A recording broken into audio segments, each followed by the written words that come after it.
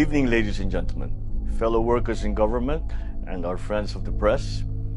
I am about to leave from Tokyo, Japan, where I attended the commemorative summit for the 50th anniversary of ASEAN-Japan relations and met with ASEAN leaders and Prime Minister Kishida Fumio. Throughout the summit and other related events, we discussed the future of ASEAN-Japan relations and emphasized the need for ASEAN to have an active role in maintaining peace, security, and stability in the region. We also advocated a rules-based Indo-Pacific region that is free and open, guided by the shared fundamental principles as enshrined in the UN Charter and the Treaty of Amity and Cooperation in Southeast Asia.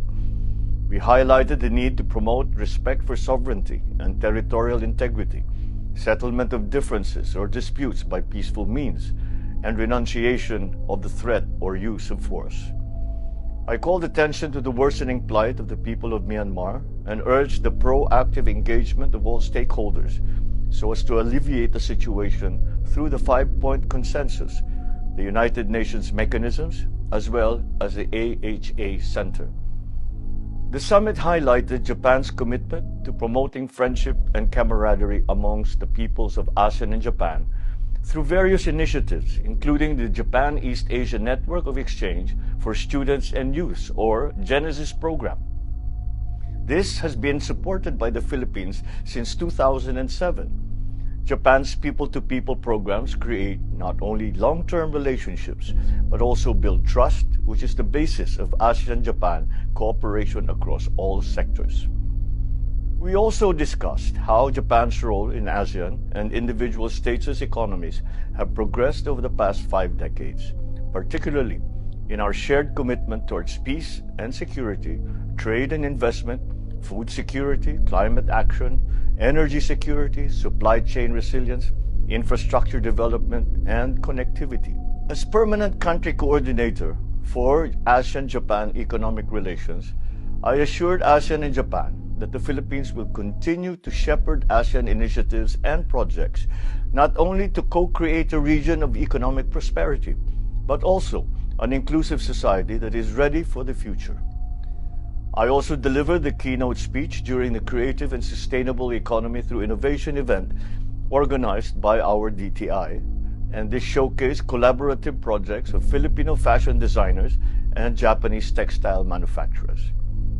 In the area of investment, I'm pleased to update you on the progress of business commitments signed by our valued Japanese partners during my last visit to Japan in February.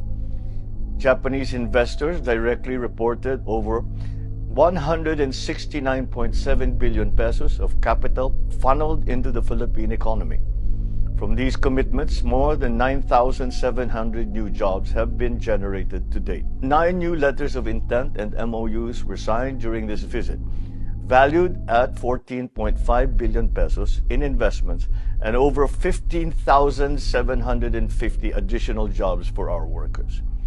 I'm also pleased to update that the letters of intent and MOU signed in February 2023, together with those signed during this visit, total now 771.6 billion pesos, or approximately $14 billion in pledges from Japanese investors. This significant investment is anticipated to create around 40,200 jobs, marking a positive and promising development for our collaborative efforts. We also concluded 2 memoranda of cooperation, one between the DNR and the Ministry of the Environment of Japan in the field of environmental protection, and the other between the Coast Guards of the Philippines and of Japan. The conclusion of this MOC between Coast Guards strengthens an already excellent relationship. On this last day, I attended the Asia Zero Emissions Community, or AZEC, leaders meeting, where I apprised AZEC partner countries of the current Philippine initiatives towards promoting clean energy transition. I highlighted our experience in promoting clean energy projects such as the first wind farms in Southeast Asia in 2003 during my term as governor of Ilocos Norte, and I invited ASEC partners, including Japan, to invest in the Philippine renewable energy industry to achieve not only the intention of the ASEC, but also the overall goal of the Paris Agreement. My administration will see to it that our constructive engagements with ASEAN, our external partners, our stakeholders, will continue to best serve our national interests, inasmuch as we promote the regional interest of peace and prosperity for the well-being of our people. Without a doubt, this summit reaffirmed the robust and enduring character of ASEAN-Japan relations. Maraming salamat po.